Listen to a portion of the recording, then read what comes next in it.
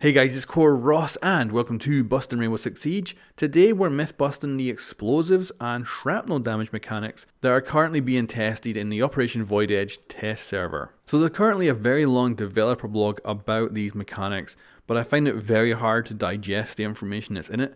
There's also a good little rundown on the Logic Bomb podcast as well. There'll be a link to that in the description below. Anyway, let's get on to testing these things. So what I'm trying to do here with this video is, first of all, explain the system to myself, because obviously I've got no idea what's going on. And then I also want to show you what you guys will notice in game from previous to this version. And then also what's currently not working and probably needs to be improved over the course of the test server. And we won't be covering every little thing because there is just so much stuff to potentially test with this system.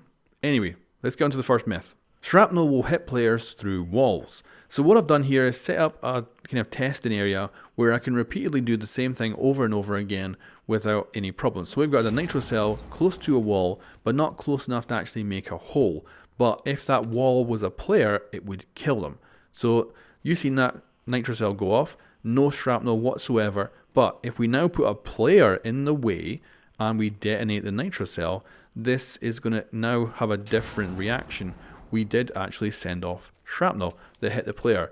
Now, this is quite confusing because it's not very logical. It's kind of like saying if a tree falls in a forest and no one's there to hear it, then did it make any sound?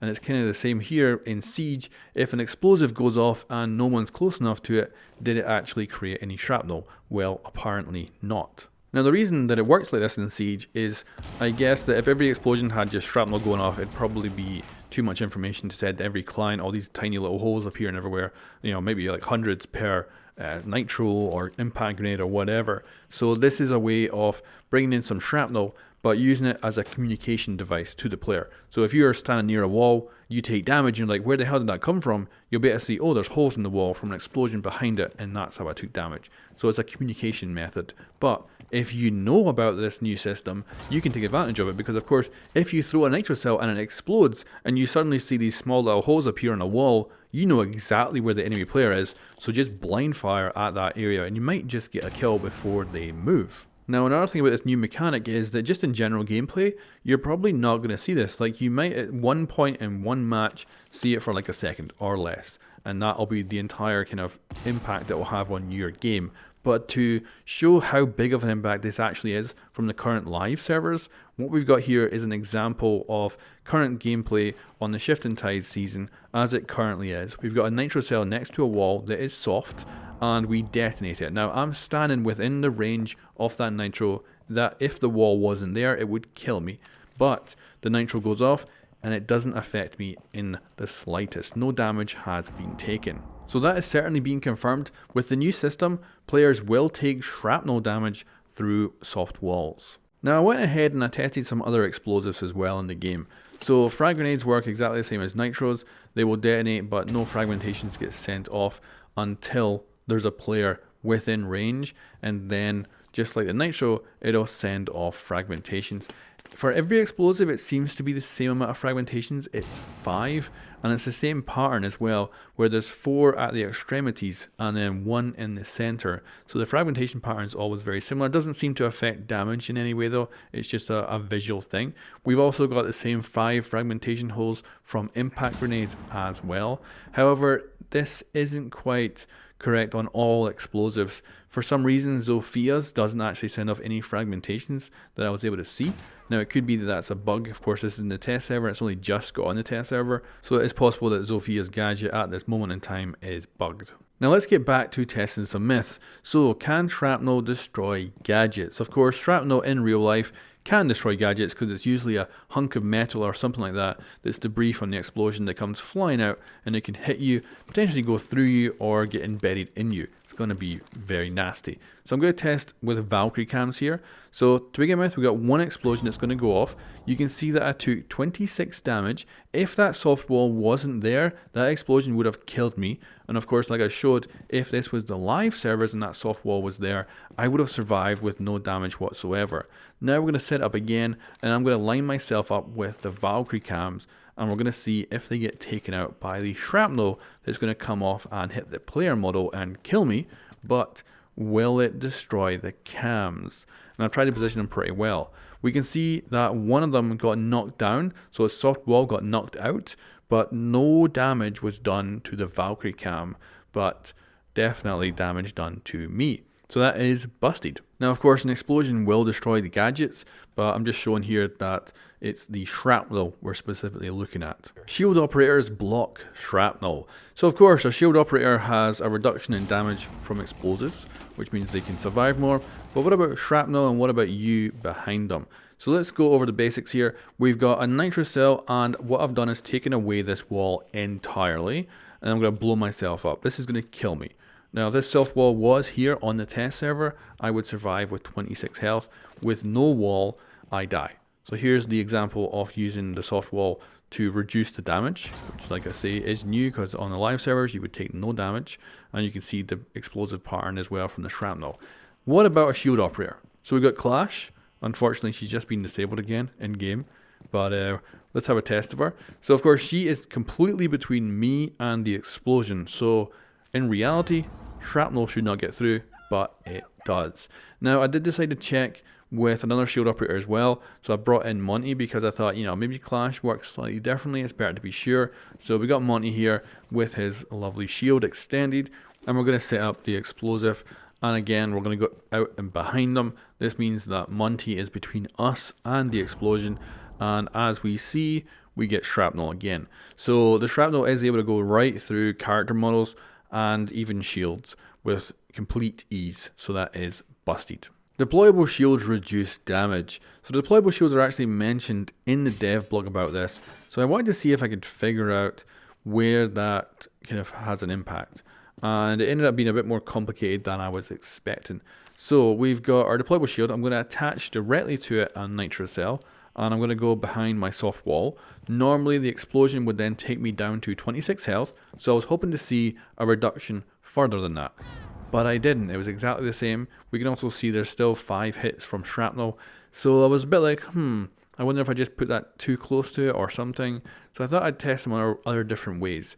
So now I decided to bust open the soft wall, set up our deployable shield, and put our nitro cell down and see if there was a reduction in damage. So same place as usual. Then we got a deployable shield, and then me standing here. Normally this would kill me if I was in this position. I'm hoping to see a reduction similar to that of the soft wall because it is made of metal, but nope, it ends up killing me. So I was like, damn. All right, let's scrap that again. Let's do another test. So I decided to go for a doorway. I put the explosive further away this time. It's still within range to kill me, I would say, or at least down me. And I'm going to test again, and hopefully this time we will see a reduction in damage. So here we are, we're going to set it off, and I go down to 3 health. So I thought I would see if there was a difference here, because if this is the case, it's not reducing damage by much. So here's the nitro cell, he's me in the place, but this time no deployable shield, and I outright die. So it does seem like it did reduce the damage, but by far less than what the soft wall would have done. So plausible, but I think it's harder to identify it and might be even harder to see in gameplay. MIRA window stops shrapnel. So unfortunately, this is where my testing starts to go downhill and things don't start adding up from this point onwards. So we've got a MIRA window here. It's bulletproof. It's pretty explosive resistant. Now, an explosive on a soft wall will take it off, but still, it's bulletproof, right? So it should stop some shrapnel. So my expectations here was that I was going to take less damage because of this MIRA window. However, I took more damage. Now, I thought, oh, maybe I messed up. You know, maybe I've done something wrong here. Let's do it again. Maybe I was too close. Maybe I got something wrong. So I decided to reset, do it again. This time, I'm going to move a little bit further away because maybe I'm too close to it. Maybe I'm just taking too much damage. So again, a little bit further away, behind the MIRA window. Again, I take a lot of damage and I get downed. So I'm like, what the hell is going on here? So I think, okay, let's just double check. I'm going to go and redo this with no MIRA window, me very close to the wall.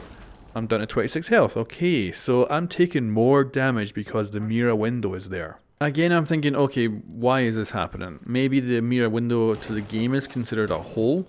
So I went and I made a MIRA-sized window in the hole, thinking, right, this has to do the same damage as the MIRA window because now there's there's this big opening towards me. I should take more damage because of this opening in the soft wall. So I ran around, got myself in position. I'm thinking, right, no, I took this, what? I took reduction as if there was a whole soft wall there. So there's something wrong with this for sure in the test server. This is something I have to tweak. And yeah, kind of weird, right?